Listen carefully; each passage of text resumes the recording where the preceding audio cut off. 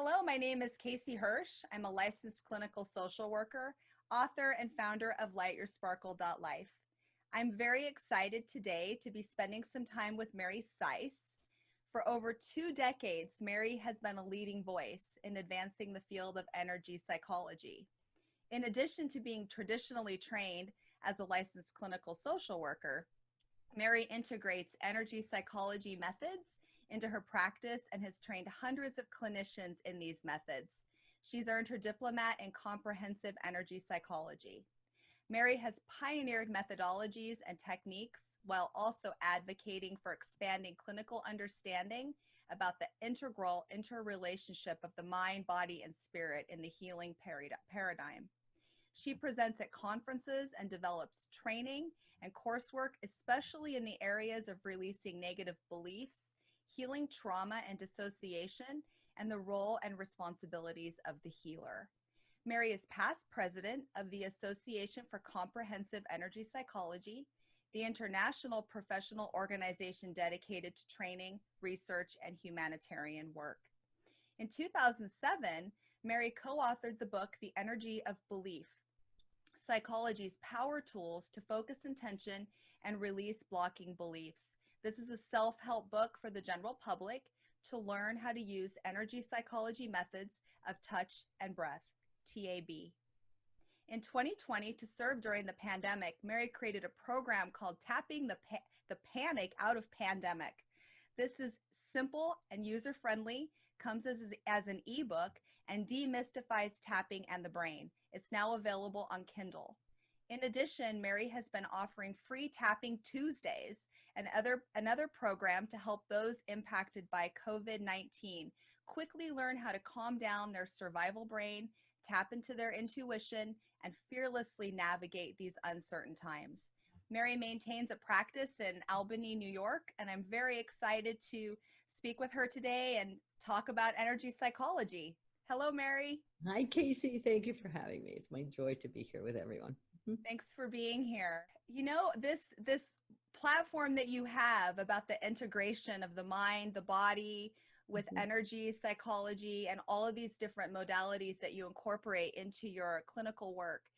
I'm very intrigued with this because my platform is also helping people connect the dots of their lives and how there really is an important connection between the physical and the emotional. And then, of course, what makes us who we are, our passions and our spirit. Talk a little bit for people who don't know what is energy psychology. Can you explain to people what it is and how you use it in your practice? Sure. The basic way to think of energy psychology is that, we know we have a physical body. So you have a physical body, but you also have an energetic body. And we know that the physical body isn't solid. So for example, if you looked at yourself, your hand under an electron microscope, you would see your energy buzzing, it's moving around. And we know in traditions, the Eastern traditions, they've talked about these energy systems. So in China, for example, they'll talk about the meridian system. Anybody who's been to an acupuncturist, that's what he does. He needles the meridian system. It's all about energy and your flow. In India, they have the nadis, which are similar to the meridians, and that will also, you can hear of the chakras. And the way I look at it is your meridians are like train tracks and your chakras are like Grand Central Station, like the big power centers in the body. And they've mapped these energy centers and they've mapped these meridians with dis-ease in the body. Where is your energy blocked? And that's what they would look at in order, and they'd free up the blockage, okay, in order for your energy to be coherent and moving, and you wouldn't have dis-ease. And that's a whole system of medicine. And there's even places in China still to this day where an acupuncturist, he only gets paid if his people are healthy, which is like not exactly what we do here in the good old USA. So it's all about keeping your clients, your patients healthy and vibrant, which is why they do qigong, why yoga, all those things. It's really to keep your energy, the flow moving, so that you're not in disease. So energy psychology, the simplest way to think of it is we use those energy systems for psychological problems. So you come to me and you, for example, you have grief and it's in the lung, you're having a lung problem. Okay. Well, I know from Chinese medicine that grief is often stored in the lungs. So then I would know a little bit, and everybody's different. So you can't say it's a direct correlation all the time, but I would know, okay, I might ask questions about the losses you had. Maybe you had a loss as a young child, and it takes a while. It's not like you have a loss and all of a sudden your lungs are shot. But like it's often accumulation of the loss of that, and things that maybe you couldn't cry about as a child, or that your mom left. Or I would like, I know, and I've seen, having done this for over 20 some odd years, there's if you clear up the emotional component, oftentimes the physical body responds, and everything is in alignment and people get well. Of course, being a psychologist, psychotherapist, a social worker, you can't say it had anything to do with that. But like, hello, it's pretty amazing what goes on in your office. So. It sounds really exciting. Now, I have Mhm. Crohn's disease, and it wasn't until, unfortunately, maybe 10, even 5 years ago, that I started to really understand the connection Yeah. between my early childhood trauma Mhm. and how the disease really perfectly manifested in my gut. Sense why it would land in my gut and maybe Mhm. not another part of my body. And as I Mhm. started to unpack, what's going on? Why am I physically not shifting when I'm doing, all these things, taking supplements, and I ballroom dance, and I have a really great team of integrative physicians and healers, but yet I'm still not shifting through the illness and coming out at least on another side that I feel like I'm really making progress. Mhm. So Mhm. I'm curious, like for someone like me, for example, that comes in with an autoimmune illness and Mhm. has this gut issue, and we know how much the emotions are mirrored in our gut, and we Mhm. hear that, and maybe people don't talk about it as much as it is, but those of us with gut issues, we know that when we're having an emotional upset or we're going through a lot of stress, Mhm. that it goes right to our gut and our symptoms often get worse. What Exactly. can you say about that? Well, there's two things. Stomach meridian is where there's a lot of fear that is stored in the stomach meridian. So that would be where you'd see stomach. If it's your like digestive system and like colon, things like that, we would look at what are you holding on to? Like holding on to shit, get it? Get the metaphor? It's not a True. metaphor, it's true. It's like things that you couldn't release. And so oftentimes when people have had early trauma, they couldn't ever talk about it. It wasn't really happening. So it's you like hold on to it. You hold on to it. People who hold on to resentments, people who hold on to, so I would look there. I would, when I do an intake, that's what I'm like a sleuth. I'm looking around for, and because I know that once that it comes to consciousness, and we can do some work around that. It might be forgiveness work. It might be this anger work that you never were able to do, or this rage work that's that's in you that like you just never could express. Then things free up. It's like it's almost like magic. With autoimmune also, a lot of times you would look, if I'm looking at the chakras, because the truth is you can intervene anywhere. I can intervene at any point in it. Okay. Like I can go through the chakras, the meridians. I can intervene just with what you're telling me the story is. Once I know, energy. I don't need to use energy, even language like chakras. But we know with people who have immune system problems, what's happened is oftentimes in their childhood, they never really felt safe. So they never really could truly relax and be fully here. They're always like, it's like the guard at the gate. He never takes a vacation, and he's like he's like shooting at everybody who comes within a, a 5 mile radius when he doesn't need to. It's like you're always on hyper alert because in your childhood that really served you. It kept you safe. And so you have these patterns of being, but you're never really fully here, fully relaxed, fully rested. And then eventually your immune system just kicks out, and that's what we see. So a lot of it would be working at that, quieting your limbic brain down, quieting your stomach down, quieting all that down so that you can see that you're safe in the today that you've created. I feel like even though my life's a certain way now, because of the experiences I've had as a child behind the scenes, Yeah. there's always this vigilance. Yeah. And my nervous system is always a Yeah. little bit ramped up, a little bit on alert, and sometimes a lot on alert. I noticed, like with the COVID stuff Mhm. happening, even though I feel like I was relatively removed from it because, I didn't have any family members that got sick. And I'm not in the medical profession where I'm on the front lines working with patients on that level. Something happened in my body and I had a really intense, relapse. Mhm. And I kept looking and I know enough now that I cannot say it's a coincidence Mhm. that the relapse happened during all of this that was going on around me, because I feel like I'm sensitive enough that even on an unconscious level, my body was saying, ooh, it's not safe to go outside. And my system just went a lot more into overdrive. Mhm. Totally, totally. And if you grew up, for example, this is a lot of what I talk about in the Tapping the Panic book. What's happening is we have a brain that's hardwired for survival. And there's a part of your brain that's called your amygdala. It's your fight or flight thing. It's like a smoke alarm in there. And its job is to say, oh, I've seen this before. I'm in danger. Watch out, watch out, watch out. And it doesn't care whether this person is your, this this person is your coworker and a really nice guy, but he's got red hair, like the guy with red hair that put a gun to your head when you were 5. What it doesn't care. It's like a smoke alarm. Like your oven, your smoke alarm goes off. It doesn't care that your oven's dirty. It just smells smoke. So I got to set an alarm. So what happens? Where people are really getting triggered in this pandemic? There's a few things that are really getting them.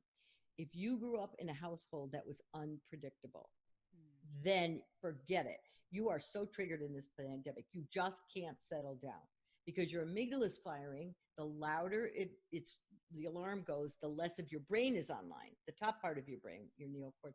I really explain this in this book. It's a very easy read, and it's kind of like it's kind of like neurobiology for dummies. So like what happens is your smoke alarm goes off, your neocortex goes offline. You can't even think. All you know is you're just agitated. You're agitated.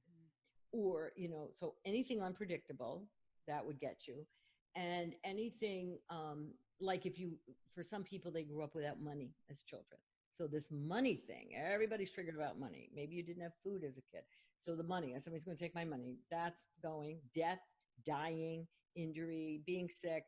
I mean, there's just so much in this pandemic that's pushing everybody's buttons. Everybody's going limbic on us. And that's why these tapping things, they can just quiet your limbic brain down so you can quiet down and you can meditate, or you can get tap into your intuition. Because right now, they're just kind of screaming. Right. Now we're getting used to it. So that's why you see people doing a little bit better, because now we're kind of used to this. Is like our new normal. So we're used to it and we're not as scared of it. And so that's why people are doing a little bit better. But I mean, I don't know about you, the first couple of weeks when everybody was home and looking at it like, oh my God, and agitated and like, like Yeah. everybody's limbic brain was like crazy. But now we're kind of getting used to this isn't so bad, or maybe, so Well, it's quieting down now. So yeah, and but I you can was speed that up, speed that up. and I Mm-hmm. was largely unconscious of what you just said. It makes sense so much Mm-hmm. because I know what it was like the first couple weeks when I went to the grocery store, and I remember seeing the crowds of people. Like it seemed like crowds of people in my small Yeah. town waiting out front, and I went to get a shopping cart and people looked at me like, oh, you just cut in front of me. Like there was such an intensity, and I Yeah. looked at this lovely gentleman who was greeting people at the entrance, and he smiled at me through his mask. Mm-hmm. And I will never forget how that made me feel. Mm-hmm. Just for a moment, I felt just a little sense of calmness. And Yeah. then as soon as I got into the store, there was this sort of race Yeah. to get to the aisles and get different food Get the items. toilet paper. Everybody wanted toilet paper. Remember, like, what did they think was going to happen? Yeah, Yes. Yeah. Toilet paper was big. Yeah. But you mentioned the idea about money, and that is something that when you just said that, I had this moment of wow, that's so true because Mhm. and I never thought about that. Mhm. I'm really interested in how to help people make these connections because when you're physically sick and you've got these symptoms, it's really easy to focus on, going to the doctor, how do you get rid of the symptom? But Mhm. the symptoms don't just go away unless Mhm. you have, or you can put a band-aid on them. Sometimes you can take medication and there's Yep. ways to take the symptoms down. But this idea of really getting to the root, it's Mhm. really tough to have the symptoms and really start healing unless you address this other component. And I was thinking about money. Now, I grew up with a lot of poverty. Mhm. And just in this moment as we're talking, I'm thinking, even though I knew that my husband's job was going to be all right. Mhm. I knew that like in my brain, like my cognitive brain said, I know we're going to be okay. Yeah. There still was this part of me that during that, several month period, Mhm. I did have this thought, what's going to happen? What's going to happen? And I kept telling myself and trying to squash it. It's okay because your husband has a job, you guys are both okay, Mhm. but I grew up very poor and Mhm. money was always an Yep. issue. Yeah. Yeah. So and so logic goes right out the window when you're limbic. You can't even access it. And that's kind of like the joke a little bit about therapy. Not that I want to put therapy down. I am a therapist, but like you can't talk to the limbic brain. You just can't. You just like it doesn't listen. It's like a loud smoke alarm. And it's just you've got to reset it. You've got otherwise the next thing that comes along, or the client goes home and somebody pushes the buttons again, and they're off to the races again. So there's nothing, really what I really would love everyone who hears this to hear. There's nothing wrong with you. There's absolutely nothing wrong with any of us. It's what happened to you that has wired you and programmed you and set your brain to do this and your body to respond this way. And so you can fix it. Everything is fixable because at your essence, there's nothing wrong with you. There's nothing wrong with me. You were born whole, complete, beautiful, light, and then somebody took you home, and things got a little crazy wherever you lived. So it that's what your essence is this light, is this brilliance, and you're an amazing creator. We all are, but we create with these layers upon layers of fear, like glasses of fear, and we can't seem to get out of it. But you activate your energy system of the body with the tapping or using chakras or any of these, and it happens much faster. I'm not saying therapy doesn't work. I'm just talk therapy doesn't work, because it does. It's just slower. Yeah, And I I think don't there's like to suffer. I'm like, suffering is overrated as far as I'm concerned. I want to like fix it and go back to who we really are. Yeah, and I think there's a time, Mary, and a place for the talk Mm-hmm. therapy, but I really believe that the trauma and this programming can be so deeply rooted Mm-hmm. in the way that the body automatically responds, in the tissues and the cells of the body, that talking doesn't, that's sort of that rational logic that, I want to tell myself, I know that money was an issue when I was a kid, but I know money isn't an issue now. Right. But my cells and my tissues and my body are saying, I don't believe that. That's not what we remember. It's not safe. It's not So safe. It's not safe. these Yep. this is more of like, I feel like tapping is more of a somatic approach, would you say, where you're actually working with the body itself rather than trying to talk to it and give it logic and a narrative. Right, right. You know what? I never like to say how I think tapping works, because I have no idea. That's what I say. It took them I a love hundred it. years. It took them 100 years to figure out how an aspirin worked. Like, you really think they're going to figure this out in my lifetime?